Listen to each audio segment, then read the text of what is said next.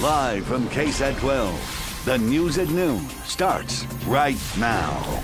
New at noon, after searching for hours, crews in Boerne say they finally found a drowning victim. The Boerne Fire Department says the 25-year-old man was walking in the water at Boerne City Lake yesterday, and that's when he suddenly reached a drop-off and the water became several feet deeper. The man went underwater and didn't come back to the surface. Witnesses tried to help him, but they couldn't. That's when they called for help. Crews started looking for him yesterday and continued this morning. That's when they found the victim. The Boerne Fire Department says Boerne City Lake will reopen here in a little while at 1 o'clock this afternoon. And it could take some time for San Antonio fire investigators to figure out what caused a massive apartment fire that burned 20 families out of their homes. Firefighters spent most of the morning making sure it didn't flare up again. As Katrina Weber tells us, daylight also gave residents their first look at the destruction. It was a losing battle almost from the beginning. San Antonio firefighters were playing catch-up when they arrived before 9 last night, trying to put out the huge flames already swallowing up one building at the Frederick Apartments. We had challenges with the wind, we had challenges with the elevation, and we had water issues. Chief Charles Hood says fire hydrants closest to the flames weren't working properly, so crews struggled to pump water uphill from other sources near Gus Eckert and Fredericksburg Road. The fire, meanwhile, continued to burn for hours. Through the smoldering ashes this morning, the destruction gradually became clearer. This is very sad. Rebecca Brooklear ventured out for the first time from her apartment in a different building. The smoke was still going and they were still trying to put the fire out right here.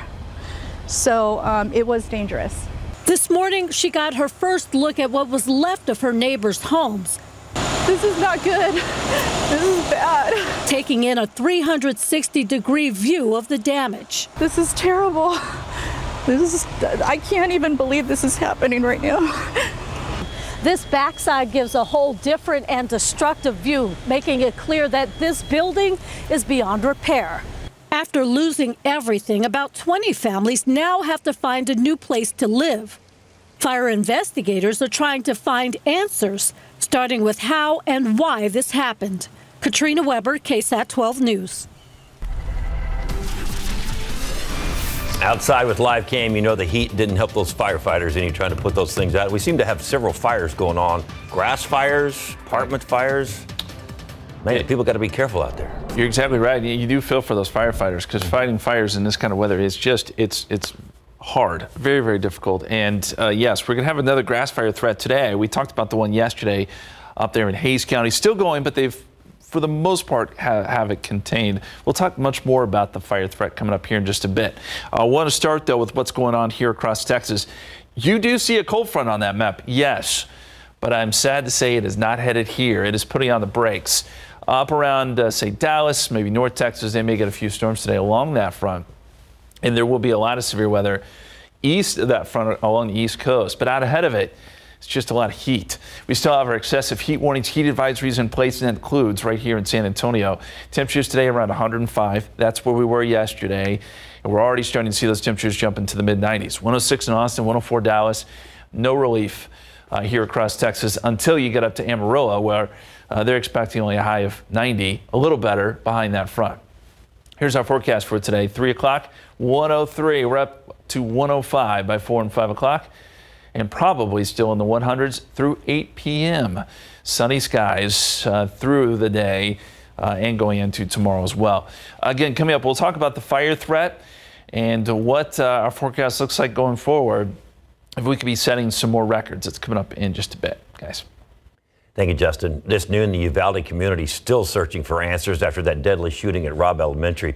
Now we're learning that the investigation into the deaths remains stalled. DPS's chief medical officer, Dr. Mark Escott, tells ABC News that he has not received autopsies or medical records from that day, even though they were requested 9 months ago.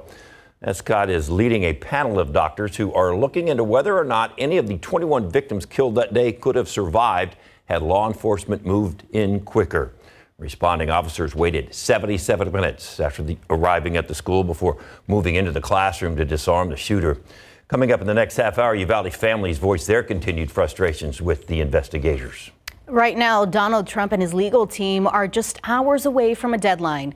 They're supposed to respond to the special counsel's request to limit what the former president can do or say about the evidence presented in the election interference case he's facing.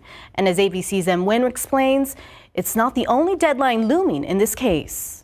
The 5 p.m. deadline is nearing for Donald Trump and his legal team to respond to a request from prosecutors that seeks to block the former president from commenting publicly on evidence shared with them in the election interference case. Special counsel Jack Smith asking for a protective order after Trump released a post online Friday that appeared to threaten revenge, saying, "If you go after me, I'm coming after you." His team saying that message was directed at his political rivals, not officers of the court. Smith writing, if the defendant were to begin issuing public posts, for example, grand jury transcripts, it could have a harmful, chilling effect. Not only do they want to violate President Trump's First Amendment rights, they want to violate freedom of the press. Trump's attorneys sought a deadline extension this weekend, but Tanya Chutkin, the federal judge who will preside over this case, swiftly denied it. Trump then posted on social media that he can't get a fair trial before this judge or a D.C. jury. They're trying to make it illegal to question the results of an election. This all coming after Trump pled not guilty during his arraignment last week to 4 election-related counts, including conspiracy to defraud the United States. The magistrate judge that day warning Trump against attempting to influence witnesses, which could include former Vice President Mike Pence, who testified before the grand jury. The day before January 6th, if memory serves, they came back, his lawyers did, and said, we want you to reject votes outright. They were asking me to overturn the election. I had no right to overturn the election. Trump's lawyer suggesting they'd love to call Pence as a witness. Mike Pence will be one of our best witnesses at trial. Judge Chutkin has given the special counsel until Thursday to come up with a date to start a trial and is calling on Trump's defense team to propose their date next week. M. Nguyen, ABC News, Washington. Another practice in California, another workout without a top lineman in practice for the Cowboys coming up. The first batch of students are back in class today at Edgewood ISD, and some seniors are ready to celebrate not just one, but 2 big accomplishments at the end of the school year. Despite the sizzling summer heat, road crews are getting to work, and that includes efforts to build sidewalks on the northwest side. A big closure this weekend. Stephen Cavazos has the information you need to plan ahead. Expect those closures to continue right here in the Alamo City. So if you plan on hitting the roads, just know what to expect before you have to go. All right, let's talk about what's happening here along State Highway 16, or otherwise known as Bandera Road. We have curb and sidewalk construction. Now, this begins Monday, August 7th. This takes us to the end of the work week, Friday, August 11th. That work begins at 9 in the morning. Fingers crossed, that will wrap around 3 in the afternoon. Alternating lane closures in both directions from Loop 1604 to Circle A. Want to take a jump over here now to State Highway 151 over on the west side of San Antonio, where we have road work. Now, this also begins Monday, August 7th, and will take us to the end of next work week. That's Friday, August 18th. That work starts at 9 in the morning, and again, we'll wrap around 3 in the afternoon. It's that time we will see a single lane closure on the westbound frontage road. That's from Town Center Drive to Westover Hills Boulevard. All right, let's take one last jump here now as we get a look at I-10 over on the east side of San Antonio. You see it there in full caps. We have a full closure. This takes place Friday, August 11th, and will wrap on Monday, August 14th, according to TxDOT. Now, this work will start at 8 in the evening and finish at 5 in the morning. We will show closure of the I-10 and Loop 410 interchange. All eastbound and westbound traffic will be diverted to the frontage road. I know it's a lot of information to read, so scan this QR code. It takes you directly to our KSAT traffic page. There's a full list of closures on our website at ksat.com/traffic. And remember this, all closures are subject to change, but still always good to know before you have to hit the road, so plan that commute ahead of time. It's a new school year for Edgewood ISD, and safety is top of mind as the district hopes to fill police officer positions. Meanwhile, students on campus continue taking advantage of unique opportunities. For one student, that means graduating with a high school diploma and an associate's degree. To get a medical degree because I really aspire to be a neurosurgeon. Neida Moreno is a senior at Memorial Early College High School and has big dreams. It never really occurred to me that I would even be able to make it this far because it just seemed something that wasn't really meant for, I guess, this part of town. Moreno will be graduating with her associate's degree this school year. The high school offers different paths and opportunities for students. But we do offer a lot of programs from our health science program. We also have the education program for upcoming teachers. We have our business program, culinary program. About 8,000 students are enrolled at Edgewood ISD this year. The district's chief of police says safety remains a top priority. Aside from all our officers being trained in active shooter response training, we have a specialized unit of officers that are SWAT certified. Quiroga says they currently have 26 officers, but are looking for more. We're about 6 positions short right now, so we're welcoming any assistance the state can give us as well to have more officers in our school district. He reminds the community, if you see something, say something. And outside with live cam, 94 degrees. It's going to change. And you did tease us earlier. There is a cold front, but it's not coming this way. It's not coming this way. We'll just go ahead and get that out of the way. It's not headed here. And we know it's during this hour, this noon hour, that we see that temperature just really start to take some big jumps. And that's what we're doing right now. The aquifer down half a foot to 628. Even not a good number, but at least we're kind of holding steady for the moment because we gained a little bit over the weekend. Molds are low at 130. The fire threat's increasing here across the state of Texas, so we're going to talk more about that coming up after the break.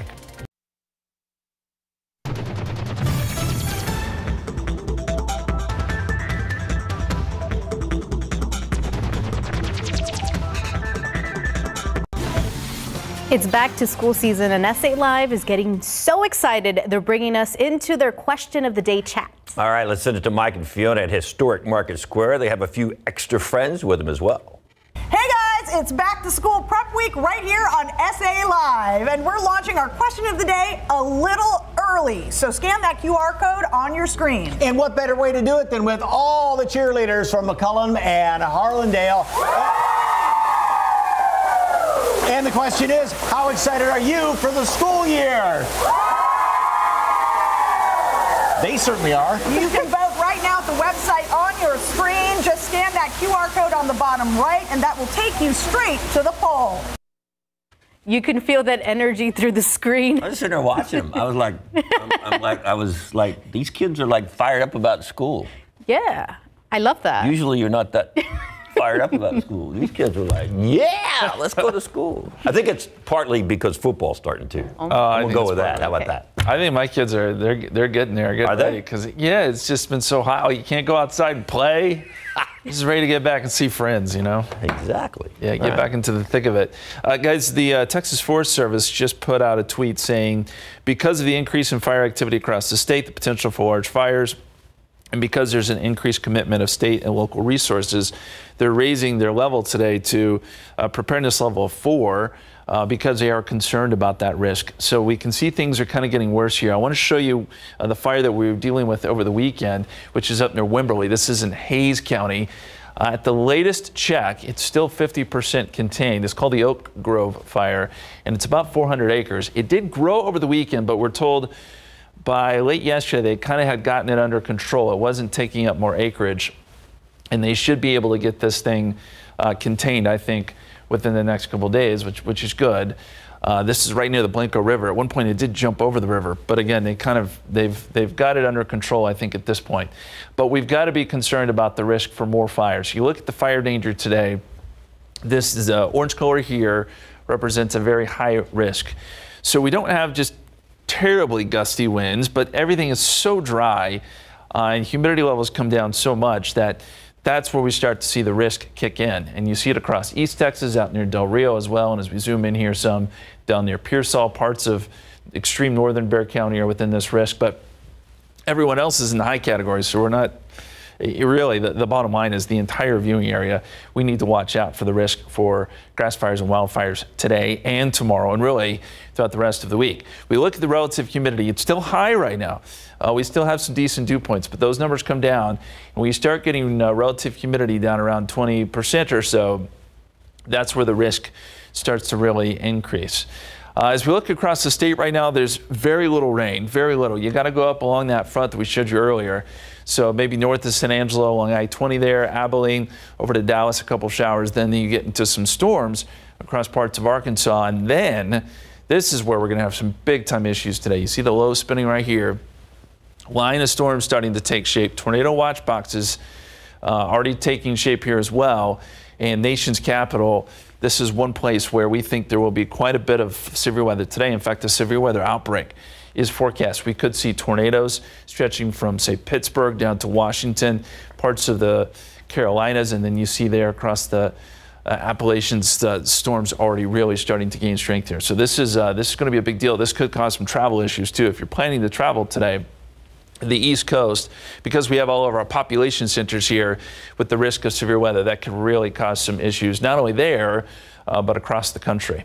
As we go outside here, nothing going on. 93 degrees, it's just hot.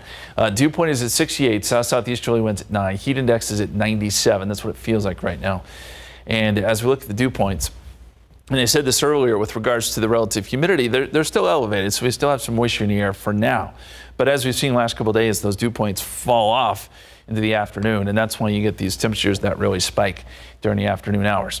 100 is what it feels like right now in Helotes, 100 in Rio Medina. Heat index is 102 in New Braunfels, 105 in Gonzales.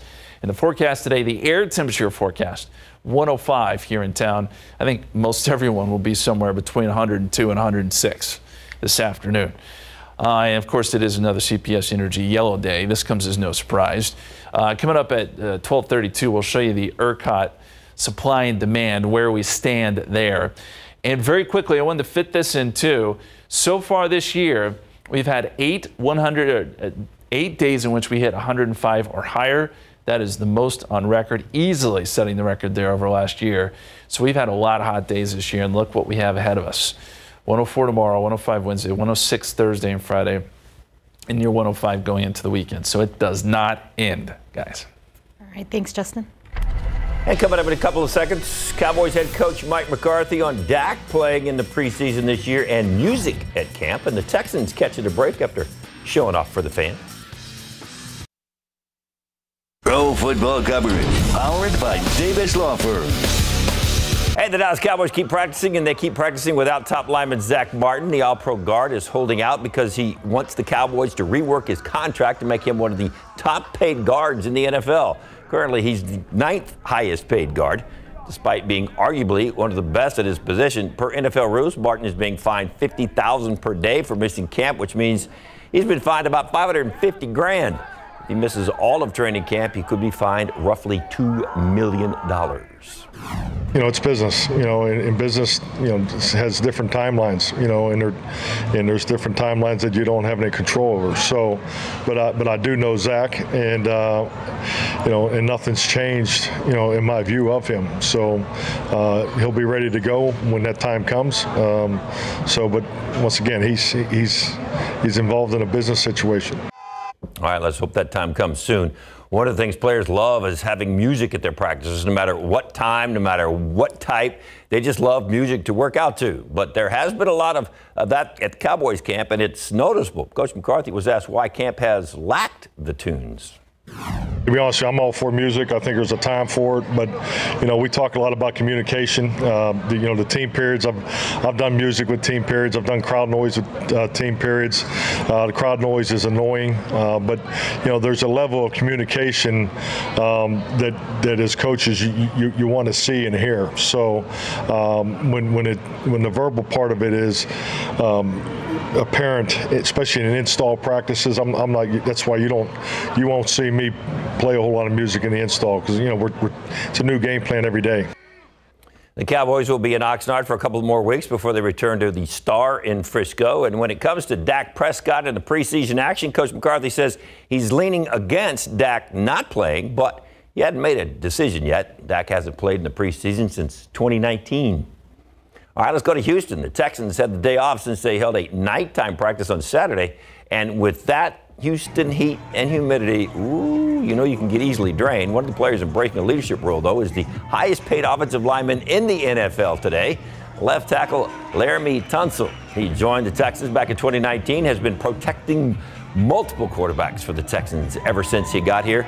Now he's had some time to get used to rookie quarterback C.J. Stroud, so he gave us his thoughts on the rookie's performance so far in camp.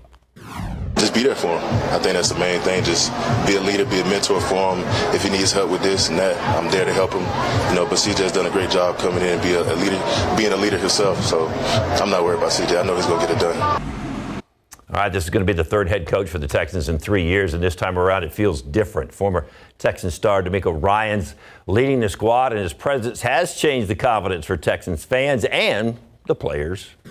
Unbelievable energy. It's something that we needed in this building for a long time now, and I'm glad we got it. Oh yeah, it's a lot of energy because he didn't play here for all those years he was here, so the fans love him. The players love him because he done been in our shoes, so he know when it's super hot, we getting extra breaks, so he know everything about Houston, so he's putting us in situations to be successful. Texans is back at practice at 9 a.m. this morning, and then again tomorrow. Then Wednesday, they get ready for their first preseason game. So here are the matchups for the Cowboys and the Texans, and they start off the preseason games. So it's the Texans going to New England to take on the Patriots. And that is Thursday at 6 o'clock. And then Jacksonville comes to Dallas for a Saturday 4 p.m. kickoff at AT&T Stadium. A lot of sports to cover there. Starting to get exciting with the Cowboys. And there's a new college poll that just came out. Yeah, it just came out. And we'll have that for you this afternoon. Yeah. Make you wait. And a look at SA Live. Is that a real cupcake? I Mike, hope so. Oh, yeah. Oh, yeah, that's real. Okay. SA Live, always lots of fun. We're going to check in with them. What is in the center of that thing? Smoke and flames billowing into the sky after an explosion in North Texas. Police in Garland say the fire erupted at a Sherwin-Williams plant early this morning. A worker at the plant was hurt and treated at the scene. The fire has since been extinguished, but the public should still stay clear of the area. It's unclear how the fire started. And more than 600 forced to leave their homes in Italy as over 40 wildfires continue to burn out of control. Those flames fueled by strong winds in Sardinia. Crews say the fire came close to city centers and destroyed forests and farmland. And the fire is also cutting some vacation plans short. More than 250 guests were evacuated from a resort. One local mayor claims the flames were sparked by arsonists. Police are now investigating those allegations. Now to the latest on the extreme weather impacting millions back here in the U.S. today. Storms taking aim on the East Coast. So there are those storms, and then, of course, the heat. ABC's Rena Roy tells us several states continue battling record high temperatures with heat alerts from California to Florida. Terrifying moments at the Beyonce concert at FedEx Field in Maryland last night after a shelter-in-place was issued due to lightning in the area. Tens of thousands of fans packed inside the stadium, several treated for heat exhaustion, at least one person taken to the hospital. People started passing out, and we just kind of looked at each other and we're like, it's not safe. I don't feel good about being here. A stormy weekend across the country with more than 300 damaging storm reports from Colorado to Virginia. Huge tornado. And 10 reported tornadoes, including this one in Sicily, Illinois. Look how strong that is. And in the town of Taylorville, also in Illinois, a path of destruction left behind. You can see roofs ripped off of homes. In Alabama, more than 40,000 left without power Sunday, damaging winds uprooting trees. Meanwhile, in Alaska, this home collapsing into a river in Juneau during a state of emergency for major flooding. Just watching the banks just slowly erode, and all of a sudden the whole roof and everything just came down. Officials say the flooding was triggered by the fast-paced melting of the Mendenhall Glacier. Experts say Alaska has been warming at twice the rate of the rest of the country. There's a 1% to a 0.2% chance of this type of flood taking place at any given time. So this is a very rare event. Back here on the East Coast, severe thunderstorms are expected from the deep south to here in New York. Meanwhile, record heat will likely continue all week long from Texas to Florida. Rena Roy, ABC News, New York. Outside with Live Game, I guess we're one of those states from California to Florida that's suffering from that heat. Ooh, man. It just keeps going. And I want to check in on my friends out in Del Rio. Some incredible numbers coming out of Del Rio this summer. We know 2022 was bad, but 2023 has just been insane. You look at the number of days they've been above 110 or above in Del Rio, 7 days. The previous record for number of days at 110 or above was 2, just to give you some perspective. They also hit their hottest temperature all time, 115 on June 21st. It has been brutal all across South Texas with these temperatures. And right now, as you look across the country, some parts of the country are finally enjoying some cooler numbers. Behind that front we showed you earlier, it's in the 60s and 70s. Denver, Casper, Omaha. You go south of the front, though, still very, very hot. 101 already in El Paso, 95 at Dallas. We're at 93. The front is having some effects on places like Lubbock and Amarillo, where they're in the 80s right now. A little bit of a cool down there, but close to 100 across deep South Texas, and we'll probably be there soon. Weather where you live around South Texas and around South Central Texas, New Braunfels 96. Feels like 102 at this hour. Bernie is at 90. A little bit of a heat index there, but not showing up, but it does feel a little bit warmer than 90. 93 Kerrville feels like 97 right now. Coming up, we'll take a look at some of those storms that are moving towards the East Coast. We'll get you an update there with some of the severe weather coming up in a few minutes. Guys. Thanks, Justin. Now, defense officials confirm 4 U.S. Navy destroyers were dispatched last week off the coast of Alaska after nearly a dozen Chinese and Russian ships were spotted near the Aleutian Islands. Republican Senators Dan Sullivan and Lisa Murkowski issued a statement on Saturday. They said they received detailed classified briefings about the situation. A Chinese embassy spokesperson tells CNN the naval vessels from the 2 countries were conducting joint maritime patrols in the western and northern Pacific Ocean. And they said the action was not targeted at any third party. Coming up this fall, every consumer cell phone will be part of a nationwide emergency alert test. FEMA and the FCC have scheduled the drill for October 4th at 2:20 p.m. Eastern Time. You can expect your cell phone to receive an alert that reads, "This is a test of the National Wireless Emergency Alert System. No action is needed." The test message may pop up in Spanish depending on your settings. FEMA and the FCC say they're coordinating with wireless providers, emergency managers, and others to avoid confusion. The reason for the test is to make sure all systems are prepared in case a national emergency needs to be sent out to the public. More than a year after the mass shooting at Robb Elementary in Uvalde, parents of some victims still feel they are left in the dark, and they continue to demand for answers. ABC's John Quiñones spoke with Uvalde families as they ask if their children could have been saved. More than a year after the school shooting in Uvalde, Javier and Gloria Cáceres are still waiting and demanding justice for their daughter, Jackie. The 9-year-old was one of 19 students and 2 teachers killed on May 24th, 2022. What keeps you going? I guess the justice. We have to continue to fight for Jackie. After the mass shooting, a medical panel was created by the Texas Department of Public Safety to conduct a casualty analysis. It was supposed to try to determine whether the delayed police response cost any lives. But the panel needs to review crucial information, like the victims' autopsies, information that is now in the hands of the Uvalde District Attorney, Christina Mitchell. ABC News has learned that according to the head of the panel, the DA has not provided that panel with those important findings, despite repeated requests. Gloria, you believe Jackie would be alive today? I do. If law enforcement had gone in earlier? I do.